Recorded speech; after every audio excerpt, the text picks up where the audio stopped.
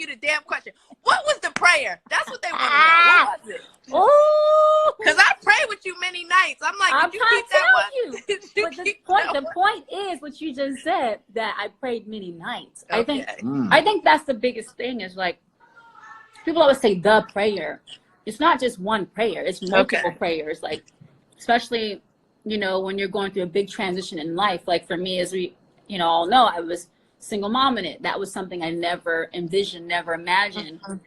And I think at that point, when you're in a time like that in your life, you have to think about like exactly where you are and where you want to go. And so, because I remember you always telling me like you have to envision it, speak it, believe it. You have to, you know, because if you don't have a vision for where you're trying to get to, you'll just keep shooting in the dark. You you won't get anywhere. And so I think that was the biggest thing, is like, I knew at that place in my time, at that time in my life, that for me, I had to be intentional. Look at Russ.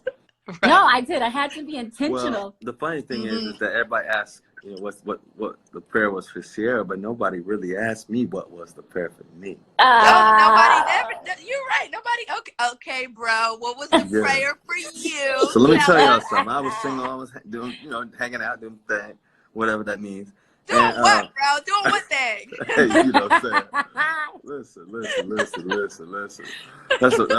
That's a later conversation. Oh Lord. But anyway, so I'm hanging out, and I think ultimately though, you know, for me, I never forget, like, being in this space of like, what do I really want? Like, what am I looking for?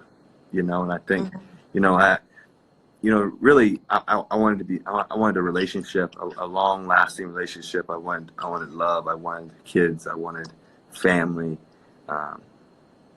You know, I didn't want perfection. I wanted the perfect thing for me. And so, anyway, so I ended up writing down my 5 non-negotiables, because really, really, marriage is a partnership. It's a business deal in a way, but it's really a partnership. It's like, hey, we're going to do this forever. Like, how are we going to partner and do this, right? And so, for me, I thought of it that way. I was like, okay, well, when you go into a partnership deal or a business type deal, you want to think about what are your non-negotiables? What are the things that, you know, this is what I want, and this is what I have to have, and this is what I'm looking for.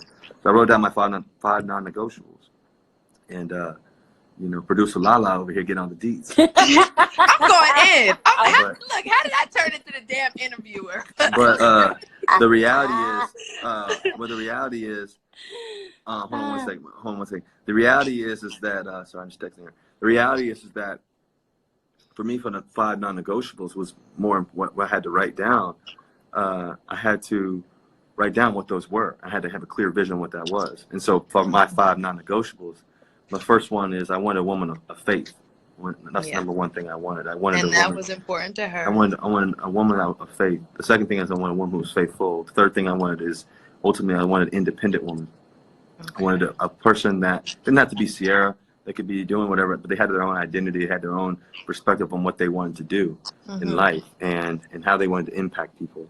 And that was something that I noticed from C the first time we met, and how she spoke about others. The fourth thing was I wanted a woman who was going to love me the way that my mom loved my dad when he was on his deathbed, you know, and how my mom took care of my dad no matter what the circumstances were, no matter how hard it got. You know, our family, you know, to be honest, we went bankrupt at one point, and just, it was hard. It was heavy. It was heavy times, and you have to be able to, you know, my dad always knew that we were going to be good. You know, that we were going to be good. My brother, myself, and my sister, that we were going to be okay because my mom was helping lead the way, and she had a great perspective. And the fifth thing was, ultimately, I wanted a woman who was going to tilt the room. Right? You walk in the room, you know, if she walks in the room, the whole furniture just slides to her. Okay. You know? And so the 5 things my 5 non-negotiables were: one woman of faith. Second thing was one woman who's faithful. Third thing was one woman who was independent. Fourth thing was I wanted a woman who, who loved me the way that my mom loved my dad. And the fifth thing was, ultimately, is I wanted a woman who would tilt the room. Tilt the room. I wasn't going to settle for 3 out of the 5 or 4 out of the 5. We were going to go 5 for 5, and that was it. And you got it. And we got 5 for 5 plus some more. You got it. Yeah, you so got it. That was really what we were. Are you crying? Yes, I am. Sorry, because I'm hormonal too. But I mean, I guess. is sweet. Yeah. But it's so nice to hear it all over again. Yeah, well, I think the cool thing is, like, even when you get to take time and really hear, like, you know, when we talk about these things, is that our prayers are pretty much lined up. I think that's probably like the thing that I hear out of it when we talk about it and we say these things back, because we've talked about this, you know, time and time again, you know, whether it's with our friends or just people when we're having conversations about our journey. And I think the thing that stands out the most to me is that we were in sync. You know, we talk about being equally yoked. And that moment of when you pray, I think for anything in life, I don't care if it's like love, if it's business, if it's the vision you have for yourself, like even as a single person, right? You know, I think for whatever it is, because at that time period, you know, I was a single mom. So I'm like, and I was single, right? So I remember. Yeah, I know. You've been there many nights. Yes. But at that time, you know, you got to be intentional. Like, you know, I really believe you can't get anywhere in life without a compass of something. You got to have a compass. If you're trying to get somewhere in life, you got to have some kind of compass, because again, otherwise you're just shooting in the dark. You're just kind of hoping and guessing, and like you kind of like, I feel like you make life more complicated and you make the journey more complex. Right. But I feel like even during those times, you were still so positive about just your outlook, where a lot of people would just be over everything, and you still just kept a positive spirit and positive attitude throughout that whole time. Yeah, I mean, that was important to me, because that was the thing that I knew was going to keep me up. Right. Because if I decided to think negatively and being in my circumstance, then I knew that was going to set me back. And I think my biggest fear I have is losing my identity, like who I am as a like that's one of my biggest fears, is like not knowing who I am.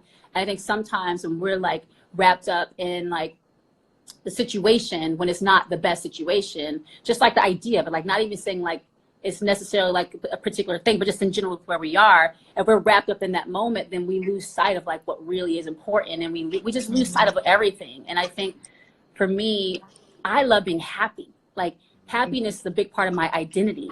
So if I take that away, I'm not being who I am, and then that's going to trickle down to my son. Like at that time, I'm like, that would trickle down there. That would trickle down to every. One of the things I always tell is everything, not even just that, but you know, the work, everything, everything, my career, everything. Like I literally won't be, you know, my best me, right? One of the things we always talk about, I always try to tell her, is that there's a difference between happiness and joy, right? And I think you want to be happy. Happiness is good, but really trying to have joy, right? And I think like joy is stronger because it's deeper. And I think, you know, happiness, we have different moments of happiness, upset, you know, sad, these things, these emotional things that take us high and low. But the real foundation of joy, and I think one of the things that I know for us is that we found true joy, because on the first day we met, we started talking about this idea of, I said, you know, I want a woman if I'm going to be with somebody, I want a woman who's going to be equally yoked. Somebody who has the same, you know, that's biblical. I wanted somebody that had the same viewpoint on life and where they wanted to be and what they wanted. And we're not going to be perfect by any means, but at the end of the day, we're going to be equally yoked in how we want to raise our kids and how we want to be able to impact and the things that we think about and the things that we do. And so I think that's where it's made it easy on us, in the sense that when I say that everything hasn't been easy, well, what I mean is that when we have a tough moment, it's easy for us. Challenge. Or anything like that, or anything that's going on in life, whether it's football, music, life, you know, whatever it may be, kids, anything, right? Is that we can always find that center place, right? And we always have joy in that. And I think that gives us the greatest peace, and is the most calming thing in the world. And God is the center of it all. And I remember when we first got engaged that night, March 11th. We were. I said to her, you know, when she said yes, I said, you know, the only thing that I pray for in our relationship is not to have all these things and this and that, but for God to be at the center of it all. And that's the one thing that if we can do that, we'll be forever. Do anything. And so forever. That's what we prayed on, and we literally prayed in that moment on that. So. I love that. Why are people like lie? Are you having a talk show right now? I forgot these people They online. Lon said 10 minutes ago she had to go work out. She's still on this I thought I was talking to my sister. I ain't even forgot all about everybody. By the way, I'm gonna schedule my therapy session with you, Russell, for later on today. So you pencil me in. These people want to talk to you guys. I gotta get off and let other people get on. Well, we love you, Eli. I love you guys so much. Love y'all. Okay, have a good workout. Call me after. Okay, bye. Bye, dear. Bye.